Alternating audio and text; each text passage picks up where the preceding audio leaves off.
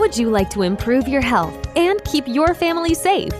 You're listening to the Healthy Home Hacks Podcast, where we firmly believe enjoying optimal health shouldn't be a luxury. Healthy Home Authorities and husband and wife team Ron and Lisa will help you create a home environment that will level up your health. It's time to hear from the experts. Listen in on honest conversations and gain the best tips and advice. If you're ready to dive in and improve your well-being and increase your energy, you're in the right place. All right, here are your hosts, bowel biologists, authors, media darlings, vicarious vegans, and avocado aficionados, Ron and Lisa Barris. This episode of Healthy Home Hacks is brought to you by Veris Residential, a forward-thinking and socially responsible real estate investment trust that provides holistically inspired, Class A multifamily properties that meet the sustainability-conscious lifestyle needs of today's residents. It's the company's mission to serve properties, people, and the planet. Veris Residential has done the work to integrate eco-friendly amenities into its properties so that you can reduce your carbon footprint simply by walking through the doors. The company's newest development, House 25 in Jersey City, features source hydro panels, an advanced renewable technology that uses solar power to extract net zero water from the air. 24 electric vehicle Blink IQ 200 charging stations, 375 bike parking spaces, Wi-Fi enabled thermostats, Energy Star appliances, and 37,000 square feet of gardens and outdoor amenities, including a green roof. Visit house25.com or verisresidential.com to learn more. We are amidst an epidemic of chronic diseases, and evidence continues to mount that synthetic chemicals contribute to these preventable conditions. Dr. Leo Trasande, New York University.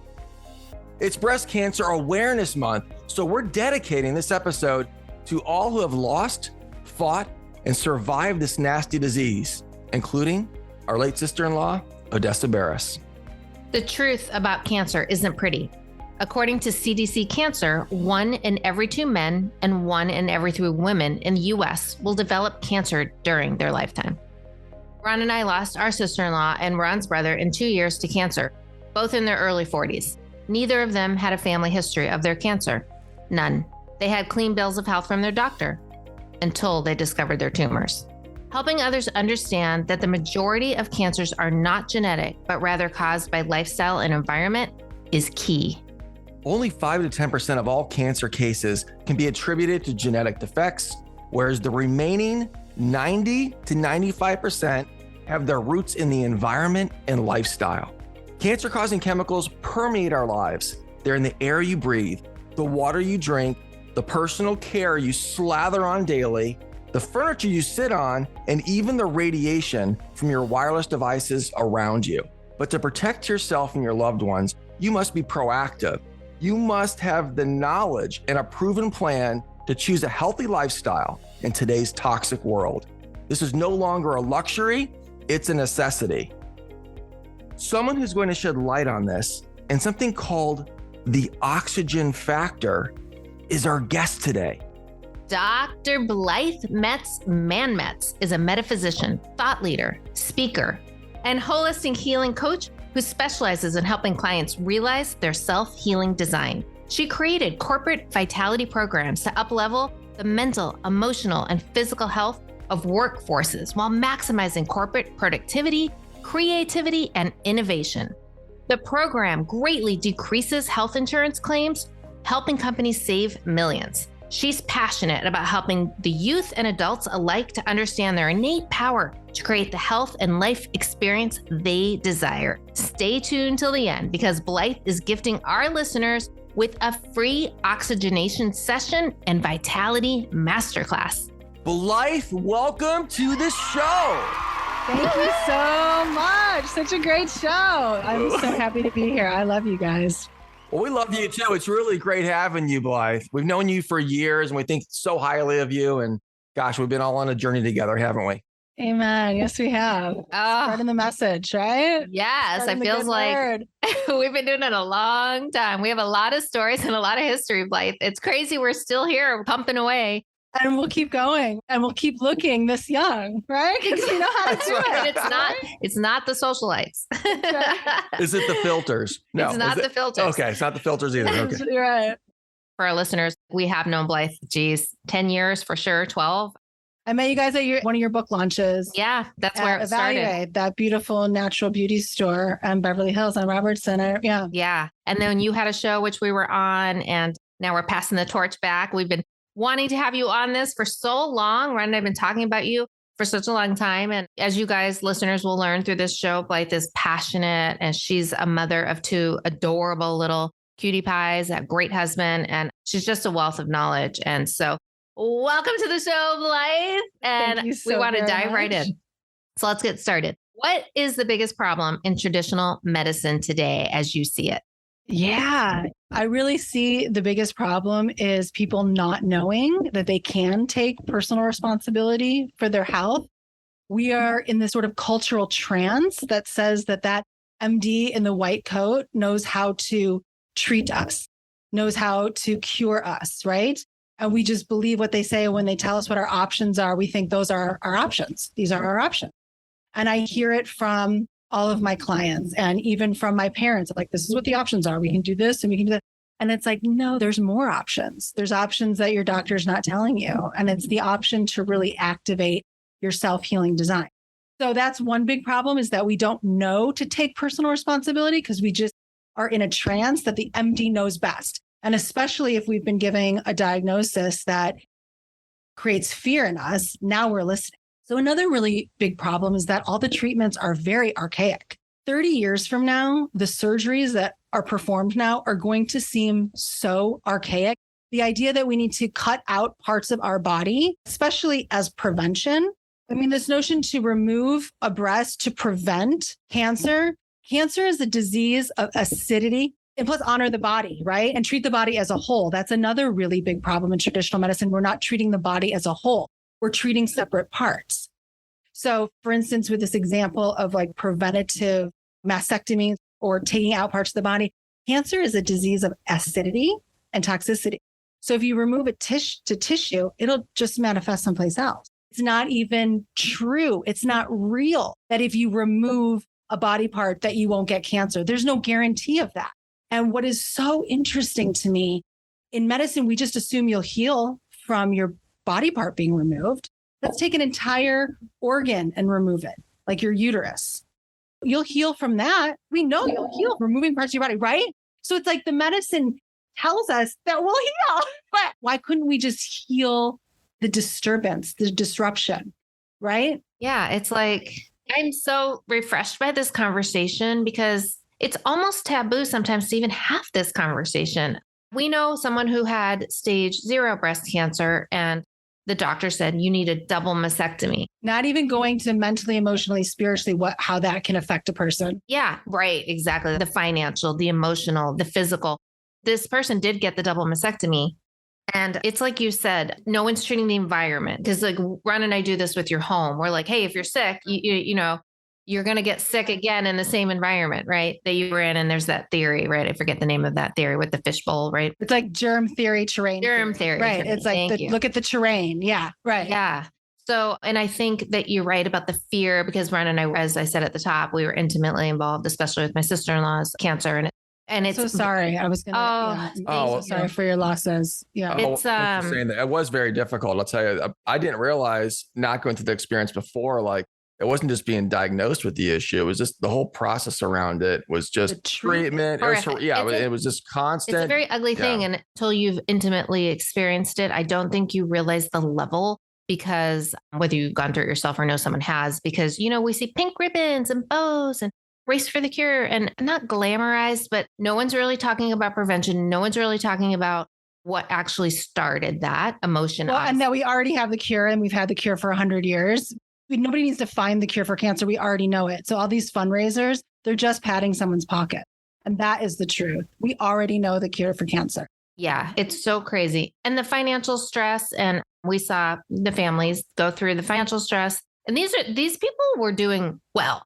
I guess what I'm trying to say is, like, even if you're doing well, it's a financial stress for the average American. Okay. You have to be really wealthy for this not to affect you on the financial part. And then the emotional, and then the fear, like you said, there is like not a mind control, but it makes it even more like you don't want to make a mistake. You're the patient. You don't want to make a mistake. And so because of that, they're afraid to do alternative because alternative has had a bad rap. Let's be honest. It gets traditional has a bad rap. I was just looking at the American Cancer Society website currently right now. There's a chart that has the survival rate. The survival rates for the average of men and women between ages 50 and 59 is 13%.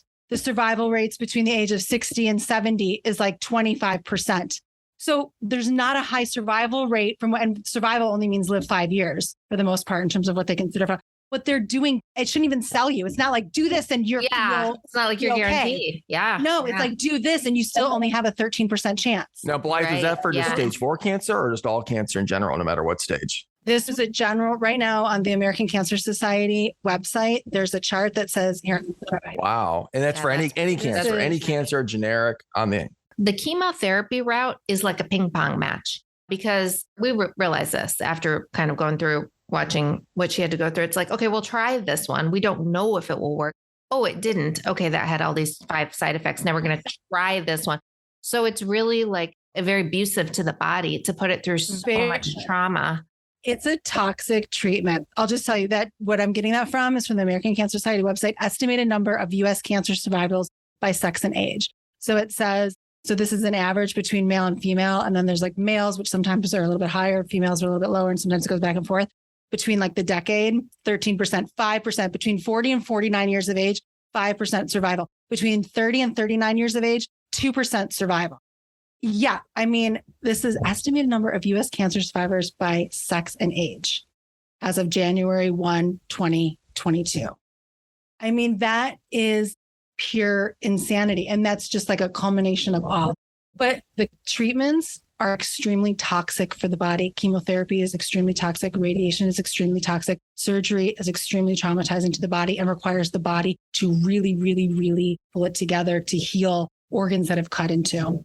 Now, I met a sweet little boy and his nanny at the park a few weeks ago, and his mother died of cancer when he was 2 months old, breast cancer. She was diagnosed. I looked up the father's Instagram page. I felt for him. I'm like, oh my God, you have your first baby and your wife dies and you're like, what do I do? Like, oh, the baby not being able to have the milk. And I learned on his Instagram feed that she was diagnosed with this 3 weeks before his due date. So let's think about this. This is a body that just created a human, a perfectly healthy, awesome little human. So she was diagnosed with cancer, but was her whole body sick? No. And now let's really think of what cancer is. When we're diagnosed with cancer, we have this impression of what we think that is. Cancer is simply irregular cells. It's a generic term that we use for almost 300 different variations of cells when they're not regenerating optimally or correctly. At any point in time, we have cells that have gone cancerous in our body and we slough them off because every day we are creating stem cells and sloughing off trillions of stem cells every day. So we're sloughing off those cells that for whatever reason didn't regenerate optimally. But in some cases we don't. In some cases they stay there. And then if you happen to get a scan, when you have accumulation of some of these, well, guess what? Now you know you have cancer and you think that that means something. And you listen to your MD that says, oh, we're going to blast you with this chemotherapy and radiation. So a woman that just had a baby, I mean, if you blasted me with chemotherapy and radiation, everything that I just went through in pregnancy and labor and delivery, I would die. Like, I would just be like, just fuck it, take it. Like, I mean, you guys know, right? How hellacious that is on the body. So here you had a woman that she just created a perfect baby. She wasn't that sick. Like maybe she was a little bit, she had some cells that were a little bit wrong. Had she had the information to get herself alkaline, and we'll talk about this later in the podcast of how science knows that an alkaline environment does not allow for cancer cells and an oxygenated environment doesn't allow for cancer cells to reproduce. Had she had this information, I mean, she would very well likely be with her family and her boy would get to have his mother. And so it's just that idea of that we get this information that we have cancer and all of a sudden, yes, we have to do this treatment, but the treatment would make a healthy person sick. And the treatment doesn't even work a lot of the time. Oh, yeah, it doesn't work. And like you said, how many people have the reoccurrence of the cancer? Like that was such a poignant point that you made, because you chop off the arm. Well, the cancer's in the body. Okay. We're circulatory. So the cancer's still in the body. You chop off the arm. Yeah. The arm's okay because it's not there, but then you can't guarantee that that won't come back. And it usually, I shouldn't say usually does, because the person can make modifications and change the lifestyle and the environment. So the cancer. Sometimes the person's will is so strong. Yeah. Like the people that live through that is because the person's will is so strong. Yeah. Because they say stage 4 is, they'll say it's incurable, right? You hear that stage 4 is incurable, but there's people who survive stage 4, of course. Well, they have secrets, they have a lot of good information and to share. Got their body alkaline. Yeah. That's what it takes. It's what it takes. And you're never going to get your body alkaline if you're doing the treatments, because the treatments are incredibly acidic to the body. So if someone's like, oh, I'm going to try to do some natural things and also do the treatment, well, the treatment will keep you acidic. That's the number one thing that needs to happen, is to get your body alkaline. That's a great point. So how can people make the shift to personal responsibility? I mean, how can they do that? Because like when they're fearful and scared and they're told, I loved your comment about the trance, but you said something in the beginning, it's the cultural trance, or what was your reference? Yeah. I mean, that is that people are under a cultural trance because they just believe they're MD. They just like this guy in a white coat or girl, and they just believe what they say is the truth and their only options. And this person knows everything there is to know. And in reality, the MD, to become an MD, you don't study how the body's designed to heal itself. That's not what you study. And we've talked to so many doctors, they admit, no, we get one class in nutrition. I mean, it's like one semester. There's very, very little on nutrition. And so that's sad too, because obviously speaking of SAD, most people are eating the SAD diet, the standard American diet, which is super acidic, popping pills because you need to mask the issues. And then the cancer diagnosis, or whatever the illness is, obviously this show goes beyond cancer, but it can be a lot of disease, right? We have a body that's at dis-ease. Yeah. So to really take more responsibility, you have to choose to take more responsibility. You have to choose the level of health and vitality that you want to experience. And some people don't know that they can choose that they can go, I am deciding to be healthy, and then seek out the information that resonates with you about how to do that. Seek out the truth of how the body heals. And that's what we'll get into in this podcast when we talk about the number one health hack, which I've mentioned. It's like when you really learn what the body needs, how the body is designed to heal, which is alkalinity. When our body is alkaline, and the way that we keep our body alkaline is to eat 60 to 65% fresh alkaline foods. Okay. So is this the number one health hack that you can share? This, is to create an alkaline environment, right? This is your number one health hack. If you implement this, you will not create degenerative disease in the body, because low-grade acidity is very common in America and all the westernized countries because of the diets, right? And it is the root cause of everything from eyesight weakening that we think is aging, to tooth decay, to skin issues, digestive issues, hormonal issues, thyroid issues, kidney stone issues, and then on to create degenerative diseases. It's like when there's small disturbances, it's an indication that if you don't correct the underlying acidity, it can progress into a more serious degenerative disease. So just getting alkaline, literally, you will ward off all degenerative diseases, and you will live a long, vital life. You can live 100+ year life of golfing and swimming and paddleboarding. You really can. You don't have to degenerate. This aging, this thing we call aging, the saggy skin, all of this is low-grade acidity. But we certainly aren't meant to decline so quickly. I've heard that term, health span versus lifespan. I think that's such a great point. It's not about living longer. It's not about being hooked up to tubes and being sit in front of a TV all day because you can't move because your joints are sore. It's about a health span. You want to live your life. You don't want to be here longer. You want to live longer. And I think that's a huge thing that people don't think about. It's the quality of life.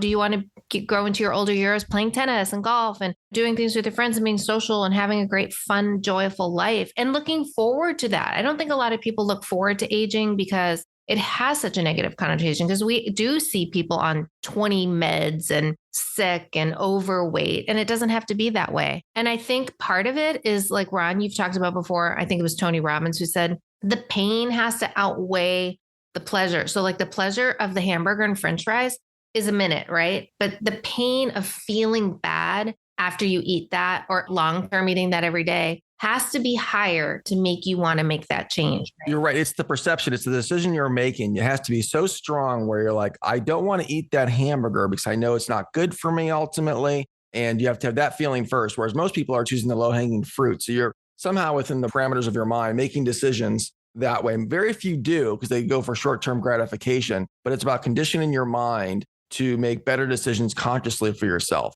And thinking of the long-term benefit. I mean, right now. Well, and having the education, because if it's like, if you think the hamburger is just about calories or weight or like, oh, it's just not a broccoli salad, maybe that's not enough. But if you really understand acidity, and then once you really understand acidity and alkalinity, that's a really alkaline food. Okay, well then maybe have like a huge salad, lots of greens, lots of vegetables, and then a small slider. Oh, it's like if you really want, I know you guys don't like that because you're vegan. Oh, you can do a vegan slider. Yeah, no. Hey, vegan, right. We just had fries today. Slider. We got, we had a veggie wrap. Like they're baked fries. Okay. I will say that, but like I had a cauliflower wrap. You had a sweet potato. Yeah. And then came with fries and they're baked and we eat some of them. We don't eat the whole shebang, but yeah, I mean, it's not about deprivation. No. I love fries. It's about making sure you're balanced with alkalinity. Mm-hmm, right. For sure. Okay. So what is longevity? I wanted to say this about longevity because we're talking like you were talking about health spam. There's a lot of very techie stuff in longevity now, nanobots that are going to clean your blood and all this stuff. And I just want to say that when we start to talk about longevity under the lens of techie stuff, it's disempowering. We don't need the techie stuff. We need to make a choice and to choose our level of health and vitality and then lead into it with learning more about how to do that, such as making sure our diet keeps us alkaline, testing our pH with a pH strip, knowing where we're at. Yeah, because why add all this unnecessary extra procedures and extra costs? Because that's all going to cost more money. The stem cell treatments that are like 6-figure treatments, our body creates stem cells every single day. Our body listens to our command. When you say I am, you're commanding your body into a future always. So it's so important not to say, I'm tired, I'm sick, my back hurts. That your body's listening. Your body's like, okay. So let's use conscious command, right? And so it's just so important to know that we have control over this conscious command, especially when it comes to our stem cells, and that we don't need to feel like we have to spend 6 figures to get the stem cell treatment. Which, by the way, these stem cells are actually taken from the cord blood of babies in hospitals. I gave birth at Cedars-Sinai for my second one. They literally gave me one piece of paper and it was to sign to donate. I can donate for free. It doesn't cost me anything to give away my baby's cord blood. I said, no, I'm going to keep, my baby's going to get all their cord blood. And they're like, no, we can't do, our delayed cord clamping is 60 seconds. You can't. So when you have a baby and there's a umbilical cord, if you have a home birth, which is ideal and amazing, you would let your baby get all their cord blood from the umbilical cord. And it might take 5 minutes and it's okay. And it's not cut the cord. You see, we got to have the scissors and cut the cord. It's like, yeah. I mean, does that even make sense? You're right. They used to show that on television all the time back in the day. Yeah. That was the first thing. The baby's been living with it attached. That's the thing. You cut the cord. No, you want to let the baby get all those stem cells, all that cord blood. It's so important. And if you just wait 5 minutes, that baby gets all those amazing stem cells. I mean, imagine going from one world into another, then you're just cut. It's no, it also eases the process for that baby who's been inside this wet womb into the air, and it's just the whole thing. But there's this whole OBGYN doctrine of why you can't have delayed cord clamping, why they have to clamp the cord at 60 seconds because the baby will get cold. And when I questioned my OBGYN about it, she got very snoot and was like, very smart people make this decision. And it was just ridiculous. I was like, wow, but they're using that cord blood and then they sell it because it's what's more precious on the planet besides water and sunlight than fresh stem cells. Oh my God, I didn't know that. They're selling it and making money on it. You're not getting paid for it. Oh no, we can donate it. Isn't that great? Right. Sign for you to donate. But they're not going to donate it. And it's under the auspices that it's helping someone, that you're donating it. And that's not what it's used for. They sell it, my God.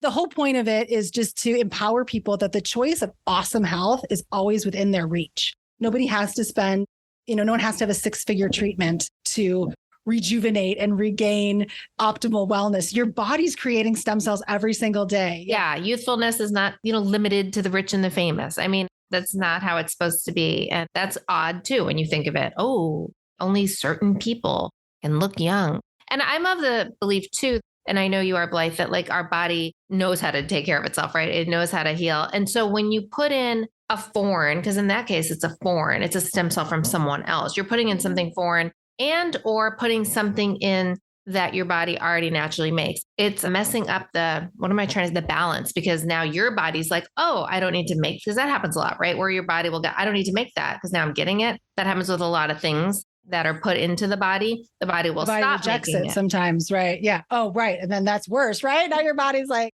yeah, you're not doing yourself any favors there. Yeah. That's super interesting. Yeah. Wow. So, okay. So what is the oxygen factor?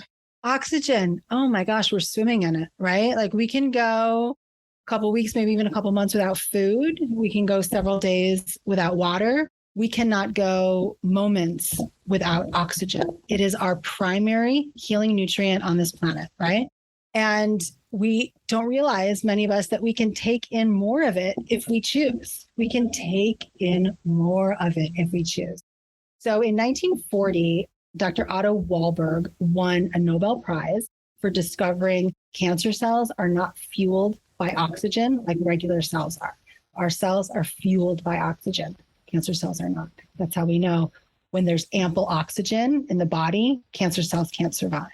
So this is really powerful information. Now, hyperbaric oxygen treatments have been getting more and more visibility, but still a lot of people don't know, or they don't have access to hyperbaric oxygen or to greater oxygen. They just don't. So science has known this for over 100 years, that where there's ample oxygen, there is no disease. It's not just cancer, it's candidas and all kinds of inflammation. Where there's ample oxygen, there is no disease. And also the connection then with oxygenation and alkalinity. When our body is properly oxygenated, when we have the proper level of oxygen in our body's alkaline. If we're low oxygen in our body's acidic. So when we can practice oxygenation sessions, when we breathe, this is what I do with my corporate teams.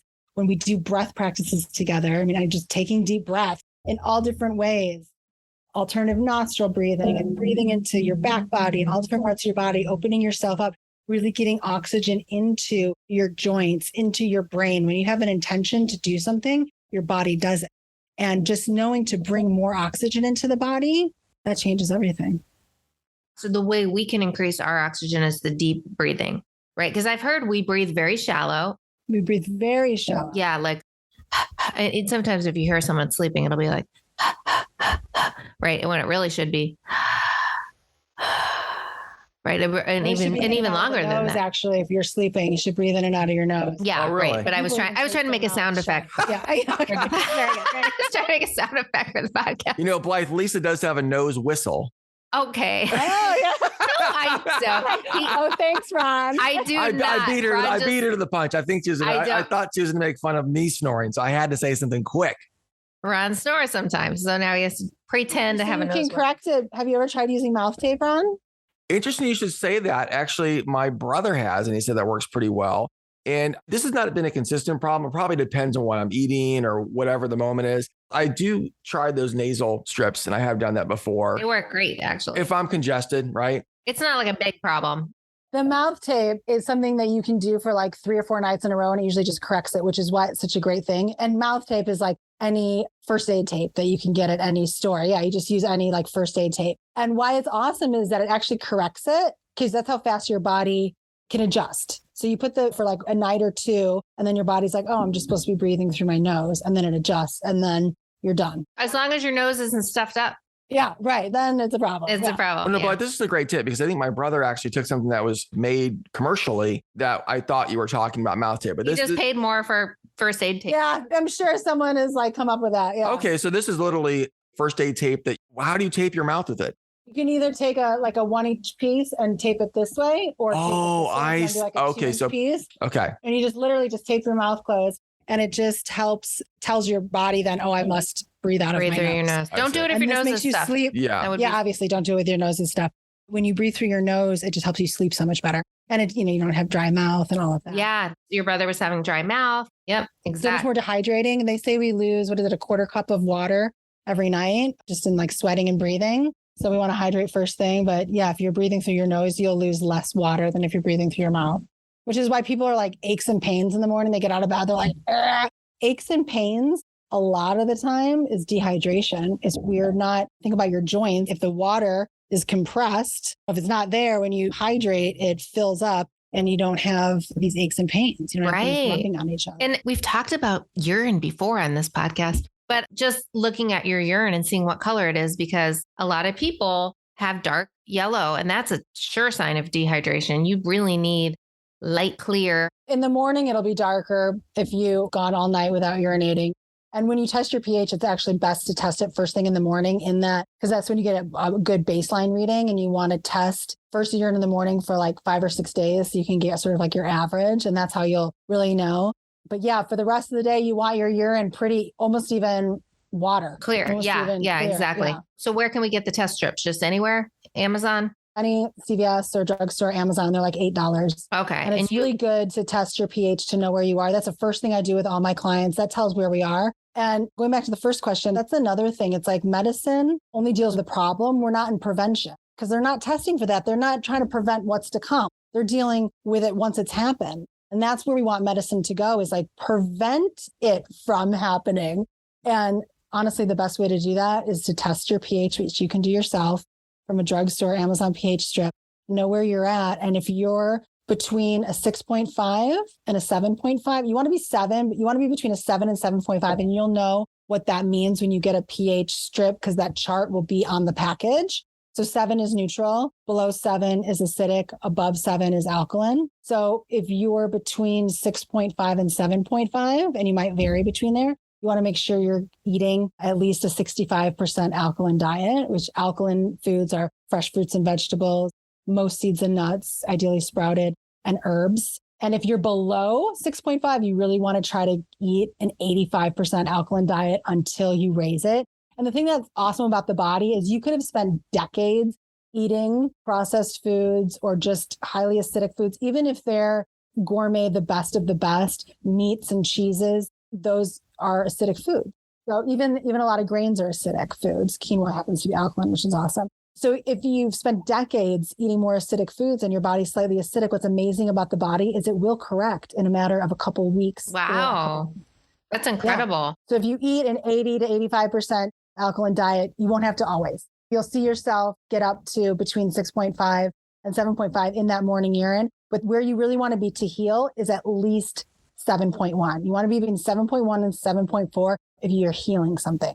You got to get yourself into that, because the body regenerates optimally and perfectly at 7.1 to 7.4. And that's what science tells us. Are you going to pretty much have an average in a week? You're not going to be like really acidic one day and really, are you going to kind of be close every day? Yeah, you're going to have an average. That's why you should take it every day to get that baseline. And that's why you do it first thing in the morning.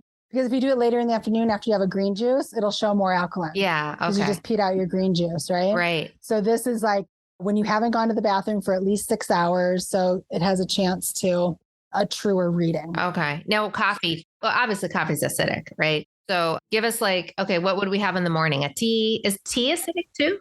Tea is acidic too. So this is what I always suggest to people. You just balance it. I will take a handful of chlorella spirulina tablets that are beautifully alkaline. I'll take a ton of those with a glass of water and then have my coffee with almond milk, and almond milk is alkaline. That's what I do because I'm still nursing and I'm up a couple times a night and I'm like really into coffee right now. But coffee's not awesome. I would like to let go of coffee, but right now I'm in a phase, right? And I know a lot of my clients and people really love coffee. So it's like you can do that. You can just make sure you're balancing it, or have a fruit smoothie and a coffee. Have your fruit smoothie with your coffee instead of like coffee and then fruit smoothie. Either have the fruit smoothie before, so you're giving yourself a base of alkalinity, or just have them together. Yeah, I'm in the giving up coffee mode. I don't know why it's just not agreeing with me lately. There's a lot of great options. Yeah. Yeah, there's the Chagachino, which Chagachino is a mushroom coffee. I'll give a shout out to Mud and Chagachino are both two. Oh, I love Mud. Yeah. Yeah, they're medicinal mushrooms and they're adaptogens. It tastes like coffee. The Mud, it really tastes, well, it's more like a hot chocolate. It's kind of between a hot chocolate and a coffee because it has a little cacao in it. And it's so soothing and yummy in the morning. And it doesn't upset your stomach like coffee can. And It is a little pricey. That's the only thing, but you kind of look at it like because it's medicinal. It's medicinal. Like, it's a supplement. Yeah. Really. So you look at it like my supplement and my coffee. Yeah. But okay. And so we want more fruits, more leafy greens, more veggies. What about for dinner?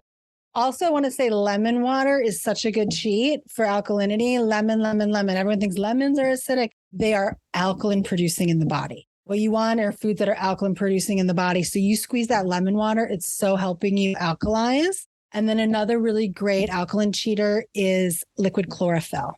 You just put that liquid chlorophyll in some water and down it. And that's a really great alkaline. So you were asking about dinner. So what I always suggest to people is just make sure you're getting like wherever you are in your pH, if you need to be eating 65 or 85% alkalinity, you just want to have most of your dinner veg. You just want to like do a stir fry, have it be all veg. And then if you're eating meat, have it be chicken or whatever meat. And if you're not, have it be your tofu or your grain, whatever that other percentage, whatever people eat that's highest for their bio individuality, do that. But just fall in love with new veg. People sometimes, it's another one of those things that our mirror neurons picked up from childhood where there was like the veg was the small portion on the plate. And then there was like this whole plate of pasta. It's like, get creative with your vegetables. There's so many amazing vegetables now. It's delicious. Like they're new. People are coming up with the coolest vegetables. It's true though. I mean, we always talk about this. Like when we grew up, it was broccoli, carrots, asparagus, and I don't know, like there were like 5 vegetables. We rotated mashed potatoes. If we don't count that. And they all had butter, by the way. And so now it's like, especially as we went vegan, Ren and I, it was like, what? That's a vegetable? Like the beautiful rainbow carrots. I remember the first time I ordered them, I was like, I never knew there were colored carrots, purple carrots and all these. Yeah. And then what are the other new stuff, Ron? There's so many. I feel like I love Romanesca cauliflower. My daughter loves that. Have you guys had Romanesca cauliflower? It's like the green cauliflower that's like, it has these little like points, like these little horns. It's so cool. Really? It's delicious. Gotta try that. See, that we could go on about. And of course, Brussels sprouts are really popular now at all the restaurants. And so is roasted cauliflower. Cauliflower, like buffalo cauliflower. Yeah. So at least cauliflower is such a great base for so many things. You can make cauliflower, the ground cauliflower with your bolognese sauce instead of ground beef. You know, I mean, there's just so many things you can do with cauliflower. Blythe is an amazing chef too, because when we met you, you had your own show, which was focused on food a lot, right? Raw food and healing food. Yeah. Oh, one more question. And I think I know the answer, but I want your opinion on this. Does alkaline water actually help with your alkalinity? Drinking alkaline? Yeah, probably. I've never really read a study that shows people drinking it and how it affects their body. I would say that it couldn't hurt unless you're overly alkaline and then you're making yourself overly alkaline, which you don't want either. But that is very rare. Very rare. I was going to say. Very rare to be overly alkaline. Because I had heard that the alkaline water is alkaline in the cup. And then when you drink it, your stomach acid changes it. So all that money being spent on alkaline water isn't translating, and that there isn't actually a study. This is what I've heard. I don't know if this is true. So listeners, if you know of a study, put it in the comments. Supposedly there's not a study showing that the alkaline water changes your pH.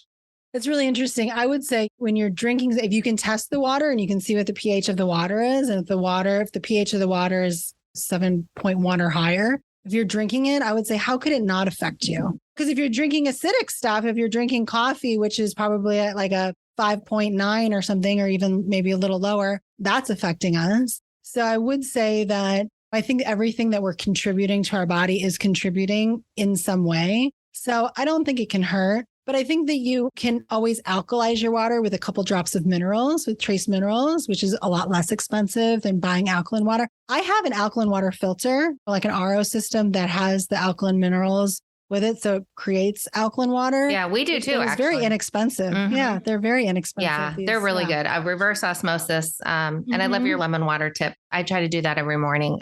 People think lemons are acidic and they are alkaline producing in the body. And it's don't you just feel more beautiful when you're having lemon water? And limes you have a glow. You have a glow. When catch her looking at herself in the mirror drinking lemon water all the time. Someone's like, you look great today. Is it my lemon water?